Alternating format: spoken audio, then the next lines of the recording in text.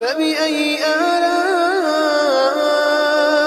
ربكما تكذبان۔ ہمارا South Africa کے درمیان میں ایک ملک ہے لسوٹو، تو وہاں ہمیں کیمپنگ کرنی پڑتی تھی، چیف سے اجازت لینی پڑتی تھی۔ تو چیف سے ہم نے بات کی، اس نے کہا میرے پاس تو جگہ نہیں ہے آپ کو ٹھہرانے کی، تو ہمارا کل کاؤنسلر کا اجلاس ہے، آپ اس میں آ جائیے، وہاں اپنی بات رکھیں، اگر کوئی تیار ہو گیا کاؤنسلر تو وہ آپ کو ٹھہرا لے گا۔ اگلے دن ہم آئے، 40-42 جو ہے نا مرد عورتیں بیٹھی تھیں، ہم نے اپنی بات رکھی کہ ہم کس لیے آئے ہیں۔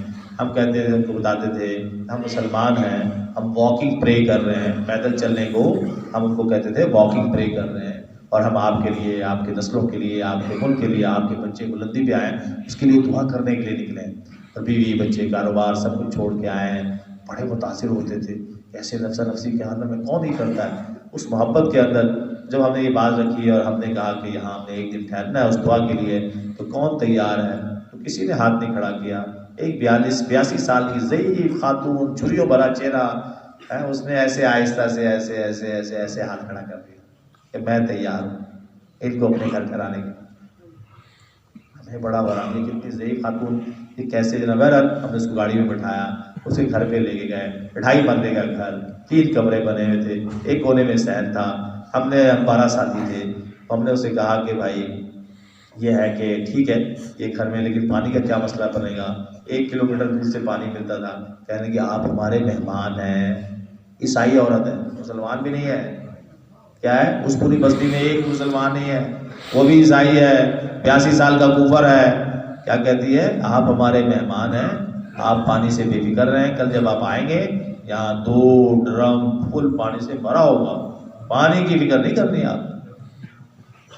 آپ ہمارے مہمان۔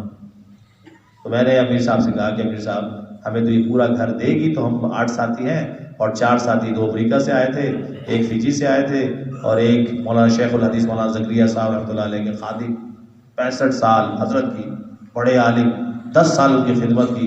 ان کو جب پتہ لگا پاکستان سے 1 سال پیدل جماعت آئی ہے، شیخ حضرت مولانا محمد گادی ان کا نام تھا، وائٹ ریور سے 1000 کلومیٹر گاڑی کا سفر کر کے ہمارے ساتھ 20 دن پیدل چلنے کے لیے آئے۔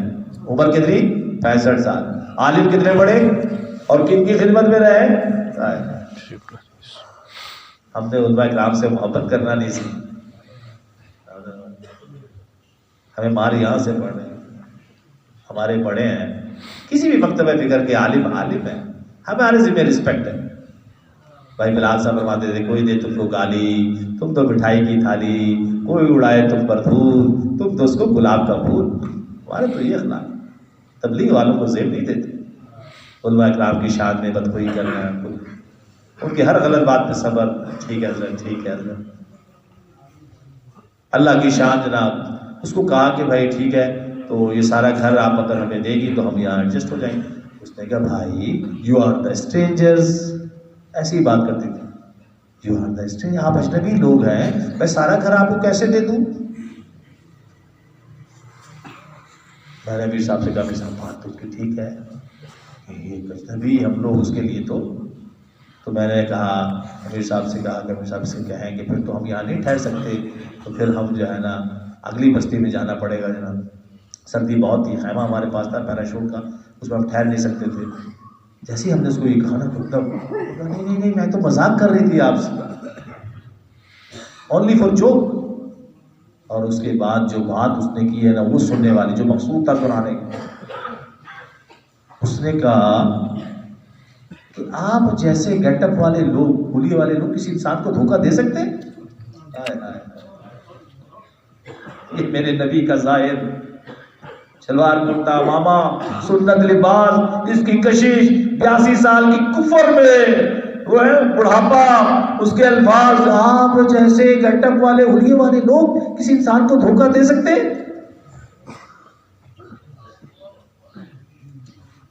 آج مسلمان سے پریشان ہے، بیوی خامد سے پریشان ہے، باپ بیٹے سے پریشان ہے، ملازم جو ہے نا باس سے پریشان ہے، باس ملازم سے۔ میں نے کہا امیر صاحب اس نے کیا بات کر دی، ایسے جیسے زمین پھٹ جائے، اتنی بڑی امیدیں، کفر کی حالت میں، اسلام تو کچھ نہیں پتا اس کو ابھی، صرف نبی کا ظاہر دیکھ کر اس کا دل یہ کہہ رہا ہے یہ اس لوگ کسی انسان کو دھوکہ نہیں دے سکتے۔ لیکن اس نے ایک شرط لگا دیا. اس نے کہا دیکھو میں ساری شرطیں منظور ہیں، صرف ایک شرط یہ ہے کہ جو تمہاری عبادت کا ٹائم ہوگا مجھے تم اپنی عبادت میں شامل کرو گے، اپنی عبادت میں شامل کرو. ہم نے کہا ٹھیک. تو ہم آگے پیراشوٹ شفے بچھا لیتے تھے، پیچھے اس کو جو ہے نا بچھا دیتے. ظہر کی نماز اس نے ہمارے ساتھ پڑھی، اس کو بتایا کہ جیسے جیسے آپ کریں ہمیں دیکھ کے تم ایسے ایسے، اس کو پیچھے ہم نے علیحدہ بچھا دیا. اثر میں وہ 5 عورتیں اور لے آئی بڑی عمر کی. میرے مہمان آئے، ظہر اور اثر 2 نمازیں اس نے ہمیں پیچھے دے کے اٹھک بیٹھک کیا جیسے جیسے ہم کر. خدا کی قسم مسجد میں بیٹھا ہوں، مغرب میں اسلام اس کی مجبوری بن گئی. کہتے مجھے کلمہ پڑھاؤ، مجھے مسلمان کرو، اندر آگ لگی ہے، میں بیکن ہو رہی ہوں. اللہ جزائے خیر دے حضرت کو مولانا محمد گادی صاحب نے اس کو کلمہ پڑھایا، عائشہ اس کا نام رکھا. ایسا اللہ نے سینہ کھولا جناب، 1 گھنٹے میں اس کو تسبیح دی، مسواک دیا، اور اس نے 1 گھنٹے میں زبان پہ کلمہ چڑھا دیا. میں سوچتا رہا، میں کہ یا اللہ اتنی محبت، 82 سال کا کفر، ہمیشہ جہنم کی آگ سے بچانے کے لیے ہم 8 لوگوں سے بیوی بچے ماں باپ کاروبار تجارت سب کچھ چھوڑوایا، 4 لاکھ روپے خرچہ کروایا، ہزاروں کلومیٹر دور یہاں 750 کلومیٹر سفر کروا کے اپنی اس بندی کو جہنم کی آگ سے بچانے کے لیے تو نے پہنچوایا. اسے کہتے ہیں رب. اپنے اللہ کو نہیں پہچانتے، اللہ کو نہیں پہچانتے. بہرحال عشاء کی نماز پڑھ کے اس کو روانہ کر دیا. رات کو اس کے لیے خوب دعائیں ہوئی. اب صبح ہم نے جانا تھا، وہ ہم نے اس کو بتا دیا تھا 9 بجے ہم نکل جائیں گے. 8 بجے وہاں اب ہم اپنا سامان سمیٹ رہے ہیں، اور میں اس کو دیکھ رہا ہوں کونے میں بیٹھی ہے اور اس کے چہرے کا رنگ اڑا ہوا ہے، ایسے جیسے اس سے کوئی قیمتی متاع کھینچ رہی. جیسے چھوٹے بچے کو، اس کی کسی بچے کو، دودھ پیتے بچے کو اس کی ماں سے چھینے وہ کیسے روتا ہے، ایسے جناب اداس چہرے کے ساتھ وہ بیٹھے. پھر وہ اٹھی، 5 کلو کا جار پکڑا جس کے اندر مربع تھا آڑو کا بنا ہوا، وہ لے کے آئی. کہنے لگی میرے پاس دینے کے لیے تو اور کچھ نہیں ہے، میں بہت غریب ہوں، یہ چھوٹا سا ہدیہ قبول کروں، تھوڑا گفٹ قبول کروں.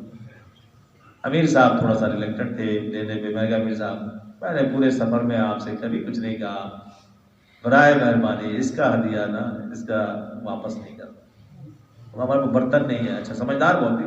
اس نے کہا میں نے مربع دیا، جار نہیں دیا، جار خالی کر کے واپس دینا ہوگا. میں کہا بھائی ہے بڑی سمجھدار جناب. امیر صاحب کہتے اس کو ڈالو گا. میں نے کہا وہ ٹب ہے میں اس میں ڈال لوں گا، گاڑی جو ہے نا اس میں کہیں نہ کہیں ایڈجسٹ کر لوں گا جناب. اس کو میں نے صاف کر کے دھو کے اس کو واپس کی. اب ساتھی جناب جب دعائیں خیر ہو رہی ہے وہ دیکھ رہی ہے ایسے کر کے، میں ایسے چہرہ اداس مرجھایا ہوا جیسے کوئی قیمتی متاع اس سے لوٹا جا رہا ہے جناب.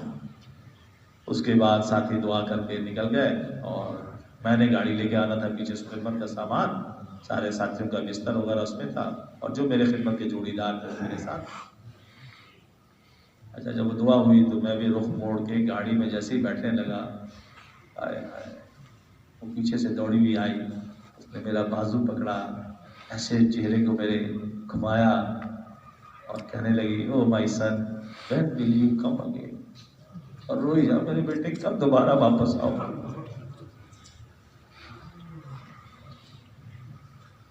مجھے چھوڑ کے جا رہے ہو، کب تم دوبارہ آؤ گے مجھ سے ملنے کی. انسانیت پیاسی ہے. آج ہمیں اپنے گھروں سے نکلنا رکاوٹ بنا ہوا. انسانیت جہنم کی آگ کی طرح. اس انتظار میں کب احمد پور شرکیہ کہ میرے بھائی آئے، بہنیں انتظار میں ہیں، ہمارے سروں پہ دوپٹہ ڈالیں، ہمیں فاطمہ کی زندگی کا تعارف کرائیں، زینب ام عائشہ کی زندگی کا تعارف کرائیں. کب احمد پور شرکیہ کے ہمارے بھائی آئیں، ہم مردوں کو ابو بکر عثمان علی کی زندگی کا تعارف کرائیں. ہچکیاں تھی اس کی، روک نہیں رہی. اللہ نے جو توفیق دی میں نے جیب میں ڈالا، جو کچھ تھا میں کہا چھوٹا سا ہدیہ اپنے بیٹے کی طرف. نہیں غربت کی انتہا اور قناعت اور غنا ختم. 2 مہینے میں ایک کو بھی مانگتے نہیں تھے، اور غربت انتہا. صحابہ کی اولادوں میں سے پتہ لگا کہ ساری کی ساری رسولوں میں صحابہ کی اولاد. یہ بڑی مشکل سے اس کو دیا، دعا کے لیے کہا، 7 کلومیٹر آنسو نہیں رکی، 7 کلومیٹر آنسو کی لڑیاں دی۔ میں سوچتا رہا، میں کہا کل قیامت والے کیا جواب دیں؟ ایسا مجمع 24 گھنٹے کے اندر اسلام ملا، بڑے سے بڑے پادری کو مسلمان کرنے میں میکسیمم ٹائم